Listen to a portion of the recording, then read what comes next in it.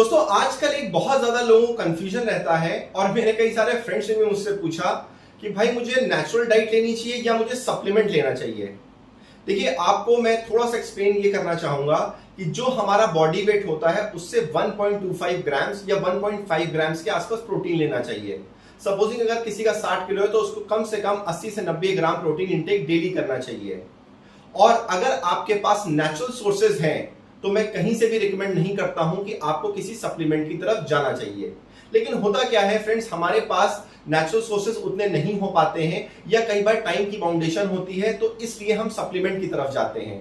इसको और एक तरीके से मैं आपको समझाऊं, मान लीजिए आपके पास कोई फैक्ट्री है जहां पे आपको हर वक्त पावर बैकअप चाहिए, मेन लाइन से कनेक्शन आ रहा है, अगर वो कनेक्शन नहीं आता है तो आप जेनसेट की तरफ जाते हैं। यानी कहने का मतलब है किसी भी फॉर्म में हमारी बॉडी को जो न्यूट्रिशन और प्रोटीन चाहिए वो हमें उसको देना है, चाहे हम नेचुरली दें या हम सप्लीमेंट के फॉर्म में दें। मैं किसी सप्लीमेंट को इंडोर्स नहीं कर रहा हूं, लेकिन मैं आपको सिर्फ ये समझाना चाहता हूं कि जो रिक्वायरमेंट है उसको हमें फुलफिल करना है। सप्लीमेंट का मतलब क्या है? ये है नेचुरल सोर्स और ये है सप्लीमेंट।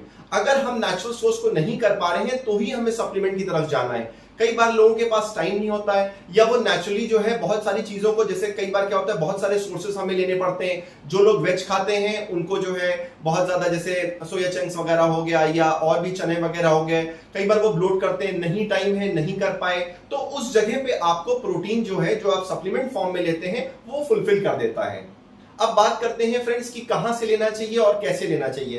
देखिए मैं आपको बिल्कुल बताऊं कि मैं किसी ब्रांड को एंडोर्स नहीं कर रहा हूं, लेकिन अगर आपको एक्चुअली में प्रोटीन लेना है तो आप एक अच्छा कैटेगरी का प्रोटीन लीजिए और एक अच्छे आउटलेट पर दिए या वेबसाइट पे भी अगर आप जा रहे हैं उसके रिव्यूज चेक करिए और साथ में जो आपको जीएसटी बिल दे उसी से प्रोटीन आप परचेज कर दीजिए। और साथ में जो उस पे क्यूआर कोड मेंशन होता है उस पे जरूर एक बार जाके उस क्यूआर कोड को स्कैन करके देखें क्या वो वेबसाइट से कनेक्ट हो रहा है कि नहीं। तो इसलिए जो है हमें मैं जो आपको समझाना चाह रहा हूं बेसिकली वो ये समझाना चाह रहा हूं कि इससे आपको उसकी ऑथेंटिसिटी पता लगेगी और जो आप चीज खरीद रहे हैं आपका पैसा खराब तरफ नहीं जाएगा। सो आई होप मैंने आपको इसको एक्सप्लेन कर दिया होगा कि हमें नेचुरल डाइट लेनी चाहिए या सप्लीमेंट की तरफ जाना चाहिए। Thank you so much.